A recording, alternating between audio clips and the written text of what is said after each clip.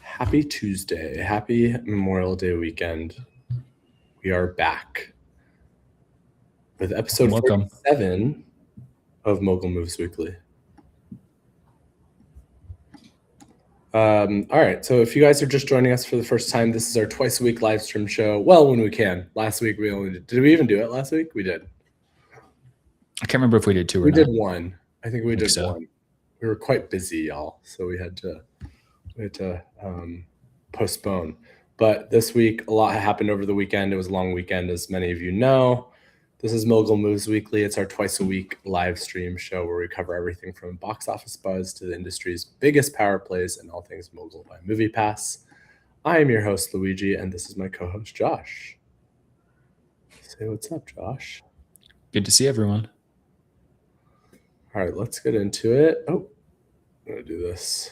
So the box office, a long weekend, some interesting things happened. Break it down for us, Josh.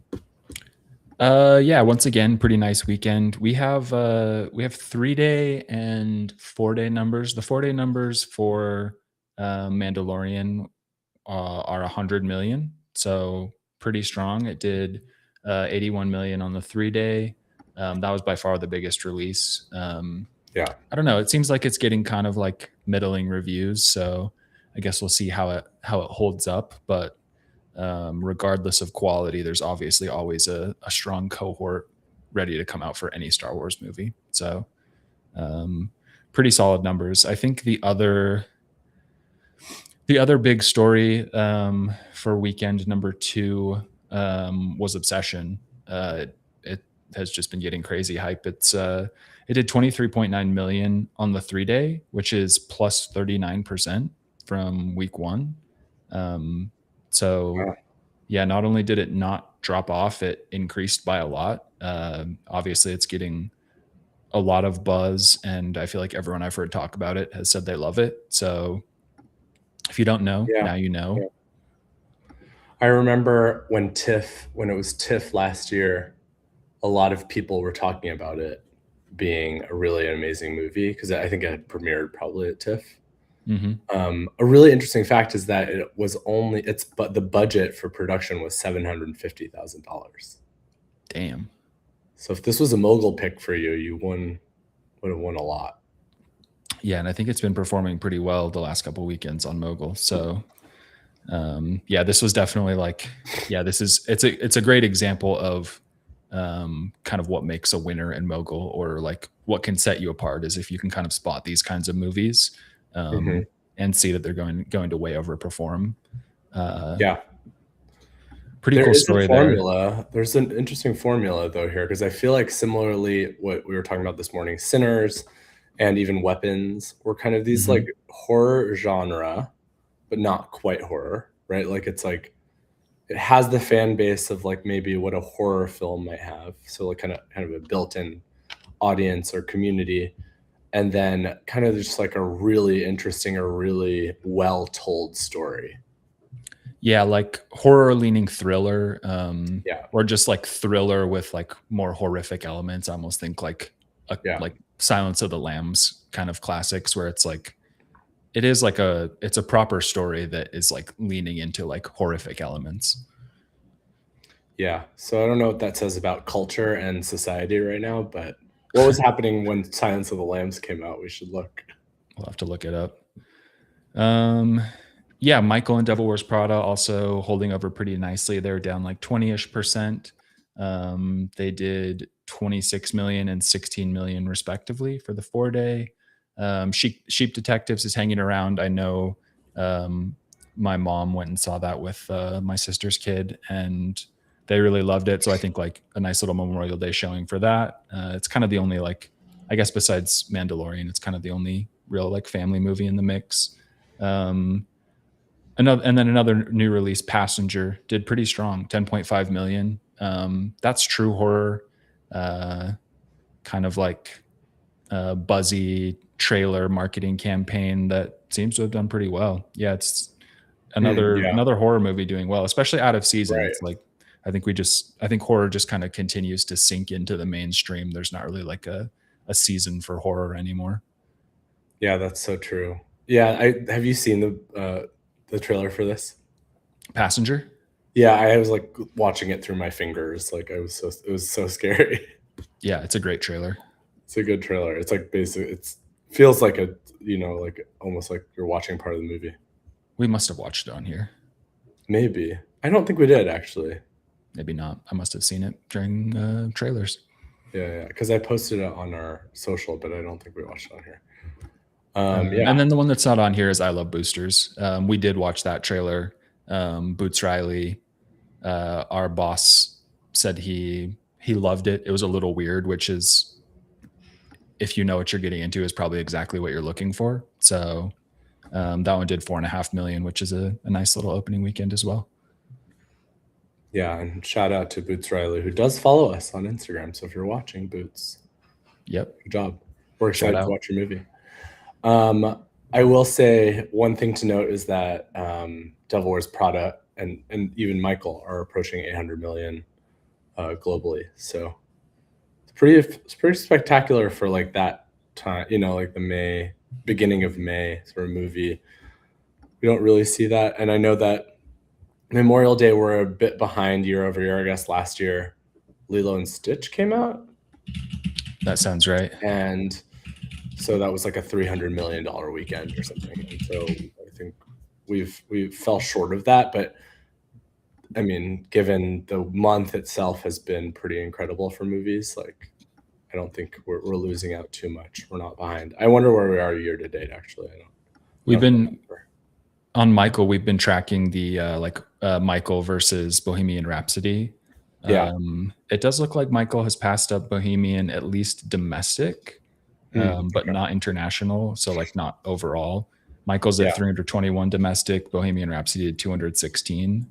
But Bohemian Rhapsody did 911 worldwide, and Michael is still at 789. So, Oh dang. I don't know. That's a bit more to go. I guess we'll see. Yeah. Interesting. Okay. Well, let's move on. So that being said, I have some thoughts on picks, holds, and drops actually this week. I know I normally don't have any thoughts, but this week I do. Let me hear.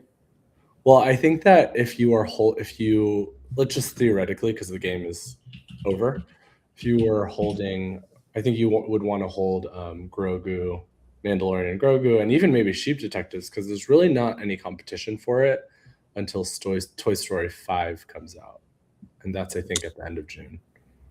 Yeah, I think that's a good call. Like end of May, we have Backrooms. We have Scary Movie, Masters of the Universe coming, Disclosure Day. Toy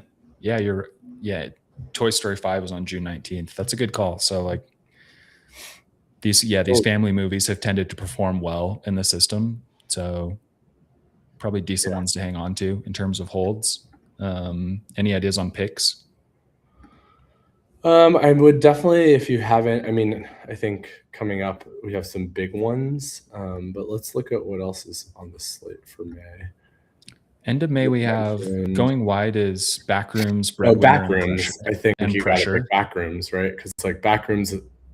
I wonder what the production budget is, but I would be willing to bet it's low. And with all the press that Renata Renze is getting, and I think this movie has like the potential to be quite viral.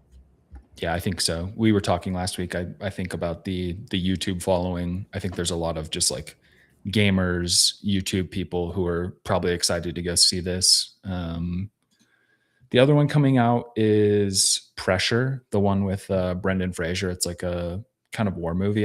It's hard for me to get a vibe on that one. I'm not sure how that one's going to do.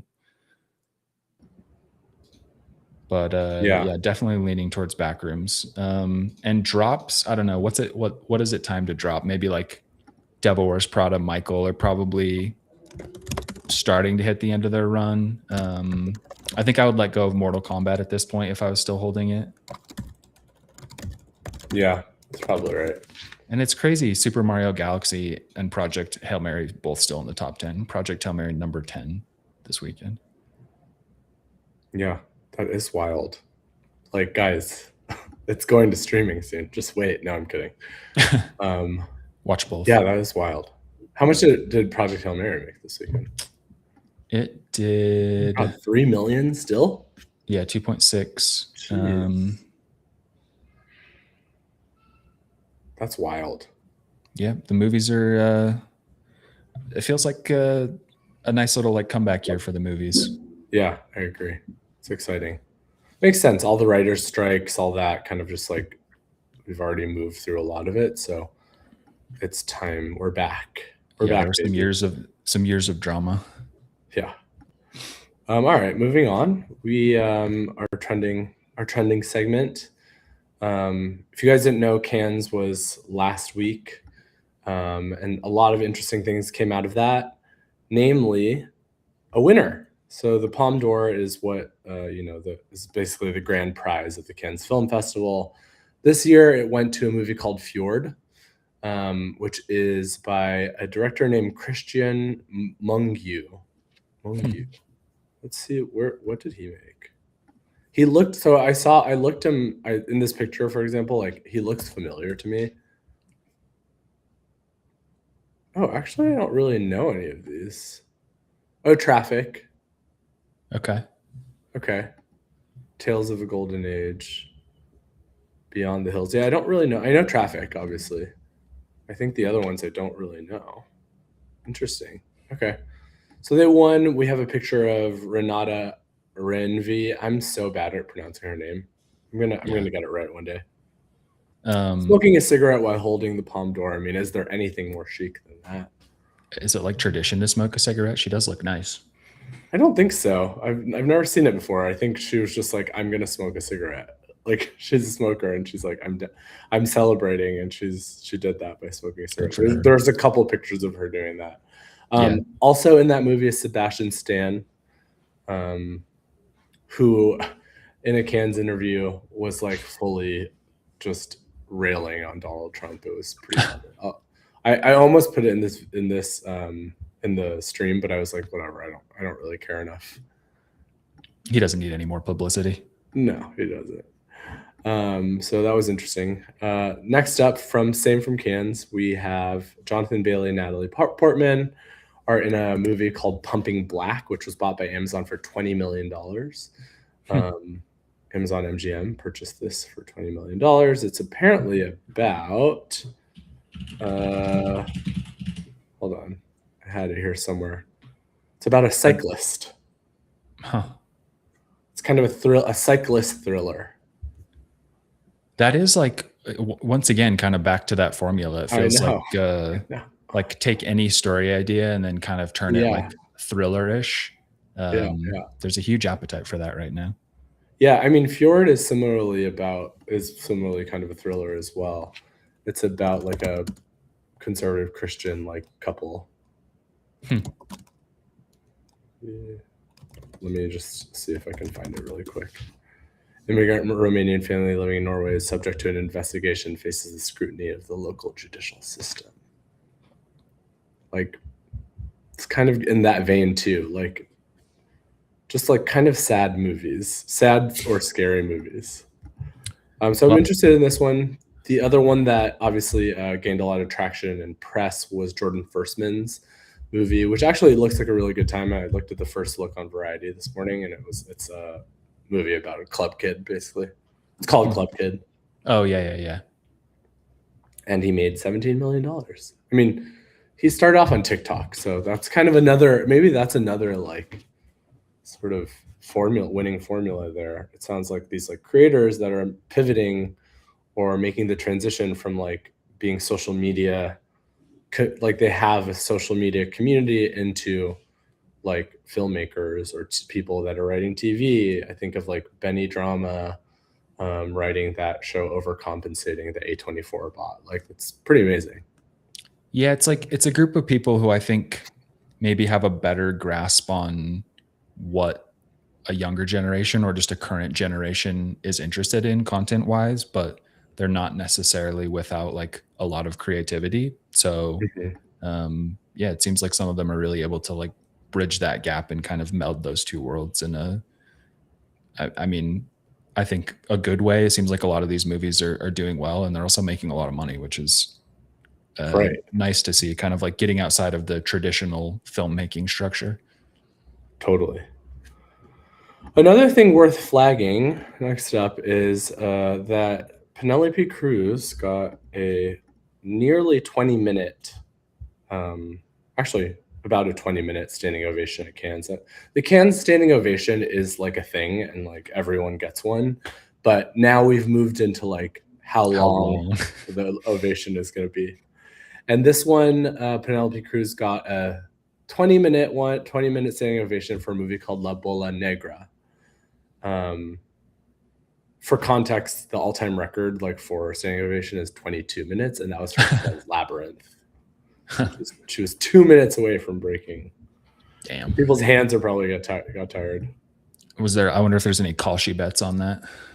I was wondering. I didn't actually look, but I was wondering. Will the longest ovation record be broken? Yeah. There had to have been somewhere There between had to have Kalshi and Polymarket. Totally. So yeah, I'm interested in seeing that one as well, La Bola Negra. Make sure you keep an eye out for that one.